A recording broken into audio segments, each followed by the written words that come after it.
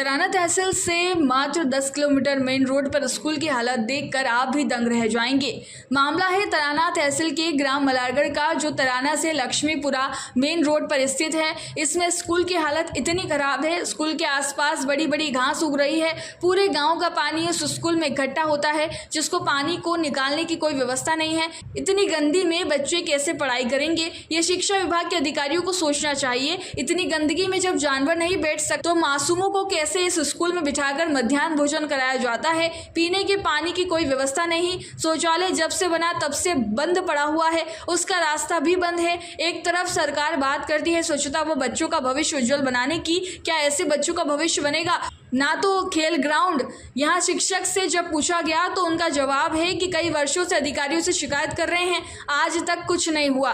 एक तरफ मध्य प्रदेश सरकार स्कूलों को हाईटेक बनाने में लगी हुई है, उनकी दूसरी ओर स्कूल का ये रूप देखकर आप दंग रह जाएंगे। और ये भी मेन रोड पर है, जहाँ से सब अधिकारी व नेता इसी रोड से निकल कर जाते हैं। बाकी आज तक किसी ने यहाँ का रुक कर स्कूल में आ रही समस्याओं के बारे में जानकारी नहीं ली।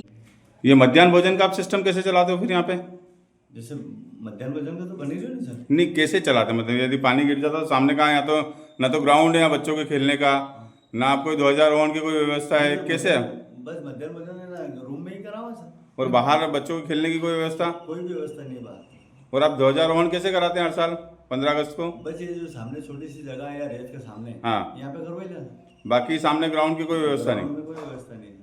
ये जो गंदगी की शिकायत आपने लिखित में की लिखित में आपके जिला शिक्षा अधिकारी को कोई शिकायत इस बारे में?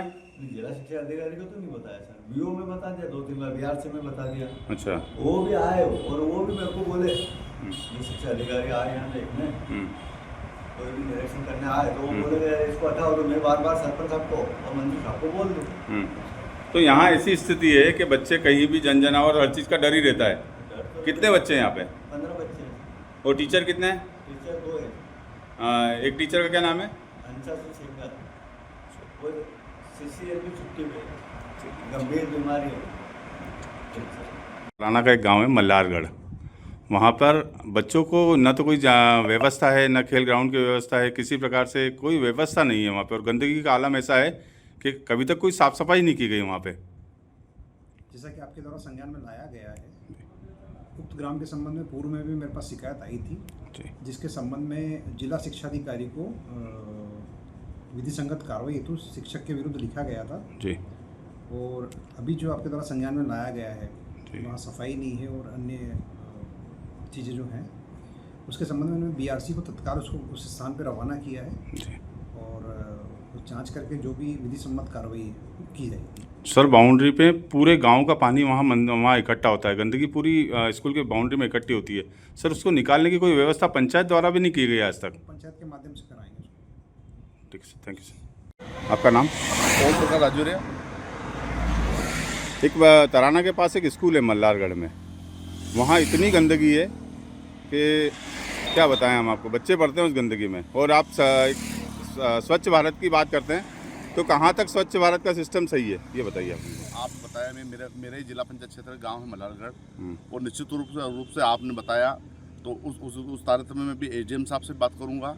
और अभी मैं जा ही रहा हूं तराना, अभी वस्तुस्थिति को स्थिति वहाँ भी देखूंगा, और फिर मैं डीओ से बात करूंगा, कलेक्टर साहब से बात करूँगा, जिला पंचायत सीओ से बात करूँगा, और संबंधित विभाग जिनने भी अतिक्रमण कर रखा है उनके खिलाफ कार्रवाई कराएंगे और उस व्यवस्था को सुदृढ़ करवाएंगे। जहाँ कीचड़ हो रहा है मोरम डलवा के व्यवस्था करवाएंगे। वहाँ पर 15 अगस्त में ध्वजारोहण होता है, वहाँ कोई ग्राउंड, खेल ग्राउंड नहीं है बच्चों का अभी तक। बच्चे निकलेंगे कैसे? वहाँ निकलने का रास्ता आप देखेंगे कितनी गंदी हालत है। कैसे आप बच्चों के वहाँ क्या करेंगे आगे आप बच्चों के संबंध में? 15 अगस्त के पहले हम जो अच्छी व्यवस्था हो सकेगी उस व्यवस्था को दुरुस्त करने का प्रयास करेंगे। ठीक है, धन्यवाद। तराना से अर्पित बोड़ाना की रिपोर्ट। जयराम जी, किशन काका। राम राम भाई, राम राम। क्या दोनों भाई बैठ के क्या हिसाब लगा रहे हो? ऊटी लहसुन के भाव आ गए क्या? अरे नहीं रे दादा, ये अपना रमेश नया मकान बनाने के लिए लोन ले रहा है। हिसाब किया तो पता चला कि लोन का पैसा तो ईंट और रेती में ही पूरा हो जाएगा।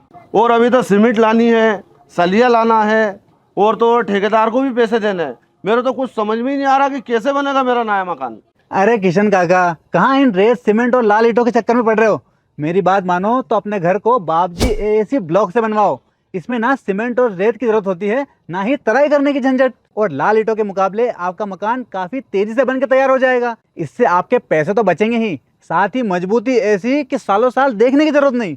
और इससे आप अपना मकान ही नहीं, कुएं और खेत की बाउंड्री वॉल भी बनवा सकते हो, जिससे रोजड़ों की समस्या भी खत्म हो जाएगी। वाह भाई, ये तो कमाल की चीज है। फिर तो मैं अपना घर बाबजी ब्लॉक से ही बनवाऊंगा। और मैं अपने खेत की बाउंड्री वाल।